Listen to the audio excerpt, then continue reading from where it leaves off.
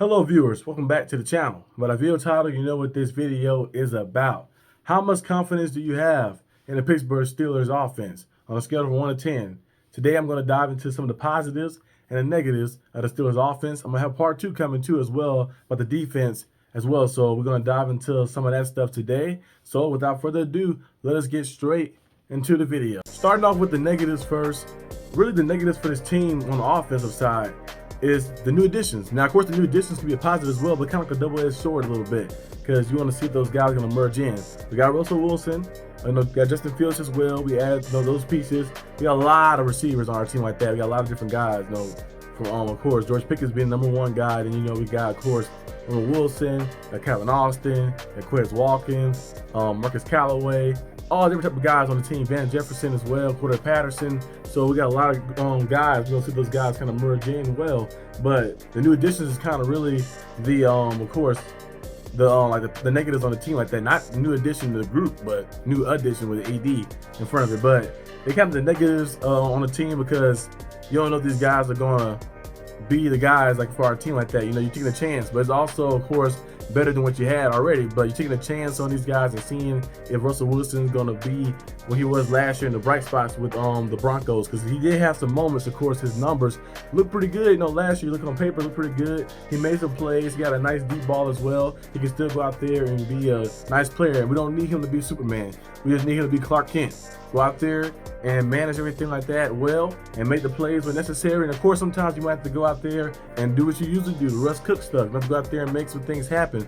But we need him to just go out there and be just consistently solid like that. So he can do that over a long period of time. It'll be good. But that's one of the negatives, kind of like see if we can merge those guys into play. And also, of course, Arthur Smith being the offensive coordinator. We're going to see how he works. Does his plays resonate with our team? Does it work with our team? Does it make our offense function better? We got a lot of different weapons. We got the running back duos we have with Najee and Jalen Warren. We have a new O-line guys here as well. So we'll see if Arthur Smith can get these guys in the right spots to go out there and play well. He with the Falcons, he had some bright spots here and there. Remember Cal Pitts had 1,000 yards, but they stopped using them after that. And overall, the Falcons, he really didn't do a good job fully. He had some moments here and there, but it was never nothing where it was where they felt like they was going to be a team to contend for the playoffs like that, or be a team in the playoffs like that. He missed the playoffs 3 straight years with him, and they also didn't do too well. But with the Titans, he did make some plays. He had Derrick Henry two of his best seasons ever in his career, and the Titans got to the AFC Championship game before, and they was #1 seed before as well. He had a top-tier offense, and Ryan Tannehill was playing at a Pro Bowl level and stuff as well too. So he did some good things too as well when he was offensive coordinator. So hopefully he can revert back to what he did with the Titans on our team. So I think those are kind of the negatives, and receiver 2 is another negative as well because we don't know who's the certainty of that spot. Like I mentioned earlier in this video, all the different guys who we have on the roster, we don't know who's going to be the bona fide #2 guy next to George Pickens to be complementary to George Pickens' play style. George Pickens' play style is kind of like getting downfield, that vertical play style. Physical receiver. We need somebody to complement that well. So Wilson could be that guy. He got a little banged up, so we're gonna see if he can get healed back up to play in those preseason games. But we don't really know exactly who's gonna emerge as that guy. So that's kind of a question mark, and it's too much what if. So that's why those kind of negatives a little bit. But in a sense, it's nothing really crazy. It's kind of like just waiting and seeing exactly what happens because we don't know how Arthur Smith plays is gonna resonate. Is our offense gonna improve? Because our offense last year only averaged 17 points per game, which is horrible. And then our O-line, we're gonna see that O-line new work. So we got Zach Frazier added, Troy Fautanu was added on the line as well. So we're gonna see what happens and stuff. So it's a lot of question marks around the offense, which kind of gives it the negatives. So let's move on next to some of the positives of our offense. Some of the positives of our offense, of course, is the new additions as well. So like I mentioned, double-edged sword. Because last year you had, of course, Mitch Trubisky, you had Mason Rudolph, you had Kenny Pickett. Those guys combined had 24 touchdowns over the past 2 seasons. And look at Najee Harris had 18 touchdowns by himself over the past 2 years and stuff like that. So it shows you kind of what we was at. Now Mason Rudolph only got those last 3 games, of course. Mostly he didn't play the year before last, But Kenny Pickett and Mr. Trubisky was not the answer. And like that, we trying to force ourselves to put them out there over and over. I never liked the signing. On my video on my own channel, the Arsenal D.B, I mentioned before, remember when it first happened, I was like, the Steelers did it too fast. I thought they signed him too fast. I thought they didn't wait. Originally, I feel like the first like 10-15 minutes of free agency that year, they signed him, and they brought him in, and he was not the answer. He was not the choice. And then Kenny Pickett, when they drafted him as well in the first round, we was hoping that maybe he can develop into that guy.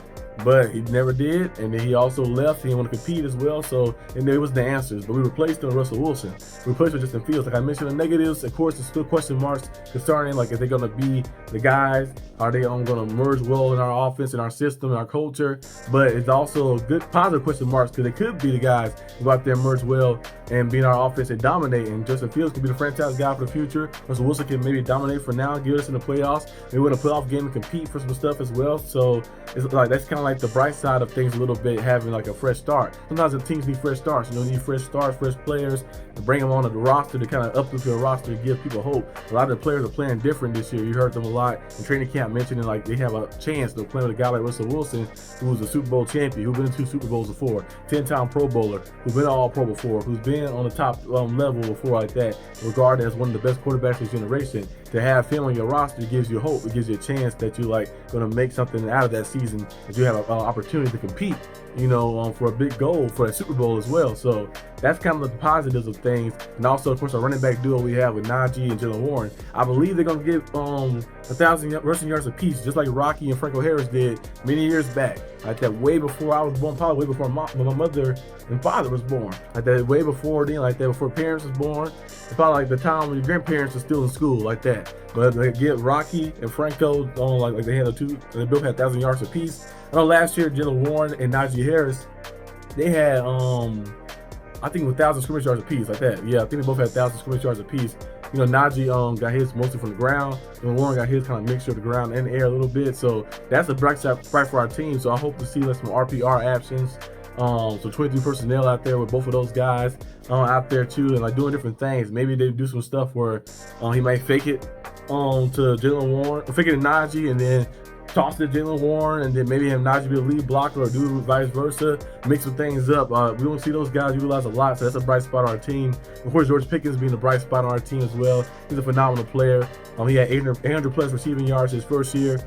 Increased that to like with 1,100 last year. I think this year he's gonna be up there in that threshold of getting 1,400 plus yards, going out there and just being a dominant force for our team and being that elite receiver on the outside. So we have some pieces on our team who are very just good, very good pieces. The O-line, getting Zach Frazier, like I mentioned, is a double-edged sword. You don't know if the young guys are going to merge in, or well, I'm going to call them young. They probably are older than me, but you don't know if the young guys are going to do their thing. You know, Turf Time News, Zach Frazier, and these guys like that are going to kind of get everything going and get in sync, or they could be like draft busts and not emerge like that. But I think they have the potential to be good, and we got to kind of wait and see. And I think that's the positive things too as well. Just kind of have that back on both little thresholds of things. So yeah, so basically that's kind of like the positives, and tight ends of course as well.